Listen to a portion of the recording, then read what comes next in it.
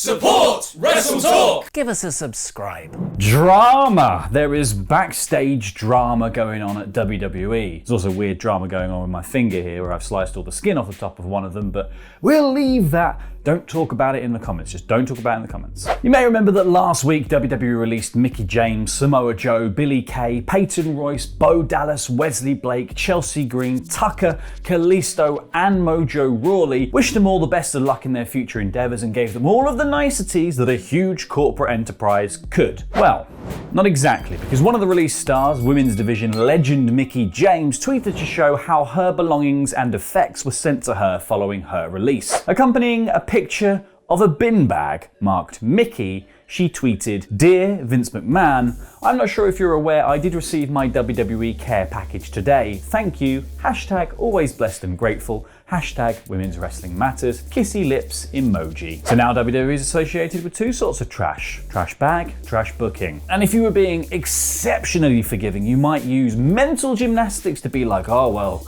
maybe they ran out of nice bags to send the stuff in. There were a lot of releases, I guess. Oh wait, no, because Maria Kanellis, who was released back in 2020, tweeted to say that last year I got one too. This seems to be the standard practice. So the tweet naturally caused a bit of a storm, and Sean Ross Sapp of Fightful, Dongus Laudus in Latin, said that he spoke with numerous people backstage who seemed truly disappointed and bothered by the situation, which spurred WWE into action as Triple H tweeted, "Upon learning of the disrespectful treatment some of our recently released talent received on behalf of the company, we took immediate action. The person responsible for this inconsiderate action has been fired and is no longer with WWE." Which is where this begins to bleed into our next story, as WrestleVotes tweeted last night that some serious internal WWE house cleaning is going down. Many people impacted.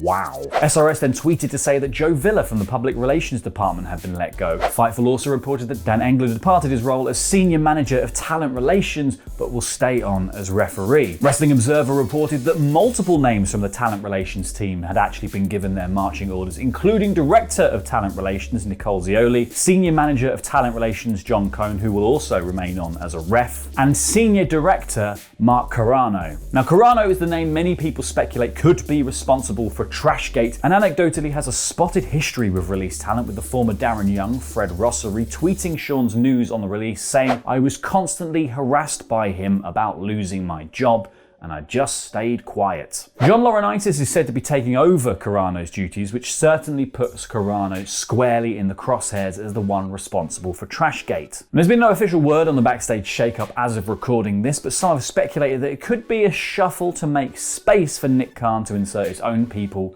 into prominent roles. More on it as it unfolds, I guess. Next, in news I never thought I would say, WWE has sold an anime series to Crunchyroll.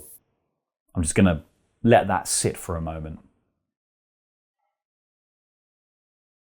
It's bananas. In case you happen not to be a weeb, Crunchyroll is the leading streaming service dedicated to anime, and news of this sale broke during the first quarter earnings call WWE held last night, with President Nick Khan revealing the news. He's quoted by Fightful as saying, "As we continue to expand WWE's brand beyond the ring, we remain focused on developing the slate of original programming from WWE Studios. We sold a multi-episode anime series to Crunchyroll, which is now owned by Sony." So WWE now joins the illustrious league of sports that have anime series about them, alongside such greats as baseball, basketball, swim club, ping pong, and all-male cheerleading squads.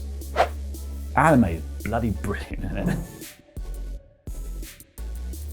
Also coming out of the earnings call was a bunch of interesting news items. First and foremost was yet further proof that Bad Bunny is a massive star, and people, us included, had actually just never heard of him. Of course we hadn't heard of him. Look at us. Look at our team. It's like a game of spot the difference where they forgot to put the differences in. Anyway, during the call, Stephanie McMahon said that their Hispanic viewership rose 31% during Bad Bunny's segments in the run-up to WrestleMania, saying, notably, all Raw appearances featuring Bad Bunny showed an increase of 31% in the Hispanic persons 18 to 34, and Bad Bunny's total social impressions during this time of his storyline equaled nearly 700 million. So Bunny is a draw, and he just casually hit a Canadian destroyer on the outside like it ain't no thing. I mean, I'm sure Jim Cornette is somewhere frothing at the mouth about this. Now, it is not for me to point out that maybe more Hispanic people would watch WWE if they felt, I don't know, represented by the product in any way, shape or form, or if Hispanic stars were featured more prominently, were successful within the company, and maybe weren't always the bad guy. But that's not for me to point out, that's for someone else to do. But the old 31% bunny bump isn't the only thing WWE lauded on the call. Fending off a question about what WWE are doing on the storyline front to reinvigorate the fan base, Nick Khan said, as covered by Sean Ross Sapp, their numbers are robust, and says people are watching a lot of ways. He says they know immediately from fans what is working and what isn't, and it will impact things. I don't believe you. I mean, especially when there are no fans in attendance and WWE are telling the people on the Thunderdome how to react to the spots. How can you possibly tell what they're thinking in that moment? And then considering we've had stuff like the Reginald thing rubbed in our faces for a good few months and everyone's complained about that on Twitter. I mean, come on, Nick. My guy, come on. I think it is interesting that people are watching a lot of ways, whether that's live on TV, on catch-up, the clips on YouTube. The sort of job of keeping up to date with WWE storylines has now spread to multiple platforms. And going back to that point on fans, with actual real-life people having been in attendance for WrestleMania this year, it was obviously quite a bleak contrast heading back to the Thunderdome last week. So many are asking, when can we expect fans to be live in the audience for our wrestling once more? SRS, diligent tweeter of the call, said that WWE does not predict a return to live events until the second half of 2021. As a few people have pointed out, considering it is the end of April right now, it's not exactly like the second half of the year is that far away. So minimum, we could be talking about 2 months before we begin to see the fans again at WWE shows. But I do think it's fair to say that WWE has made some good innovations during the COVID era of their programming. The Thunderdome is definitely one of them. Now, Vince said on the earnings call that this is part of their strategy of turning the pandemic to their advantage. He said, "We then saw this as an opportunity to rethink the way we do business and open what I call a WWE treasure chest." Vince won't drop the pirate theme. The only way you can do that is to have the best management team in WWE history. We have that team, a team that's innovative, a team that drives revenue and has reorganized our company in a more efficient way to take advantage of new revenue streams, new online platforms, new consumer products, new content creation, and new opportunities to expand our media rights portfolio on a global basis. I'm always excited about our business, and I don't think I've ever been more excited than I am now. Cut to a backstage shuffle mere hours later.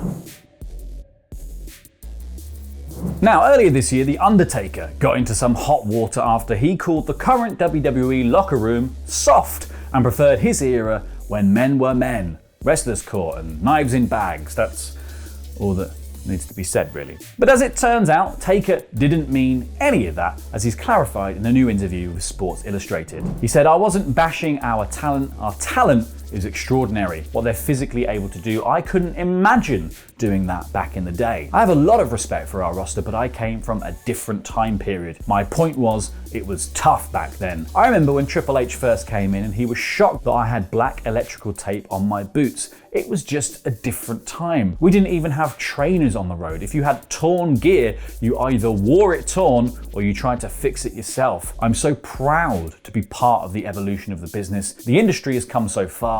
It's a sign of the success and how far we've come." I mean, that does sound rather more complimentary to the current day roster, doesn't it? They don't do their own sewing. But with The Undertaker now retired, it's not like we're going to be seeing him at this year's SummerSlam, because they're probably saving him for a Saudi show. Ayo! But more plans actually have potentially been revealed for the biggest party of the summer. A previous report from Sports Illustrated indicated that WWE are interested in having fans back in attendance for SummerSlam, and a new report from Mike Johnson of PW Insider has suggested that WWE could hold the event in Texas, much like they will be for WrestleMania 38 next year. Phoenix, Arizona has also been considered. Someone we definitely won't be seeing at that show is Mojo Rawley, who was part of the WWE batch of releases last week. However, a report from Mike Johnson of PW Insider yesterday indicated that Rawley had actually been let go in early March. Now though, a conflicting report from Sean Ross Sapp of Fightful Select has confirmed that this isn't the case, and Rawley was in fact part of the releases listed last week. Fightful Select had reached out to Rawley on the day of the release last week and did again yesterday just to clarify the actual release date. The PW Insider report seemingly took Rawley saying his next chapter would begin on May 31st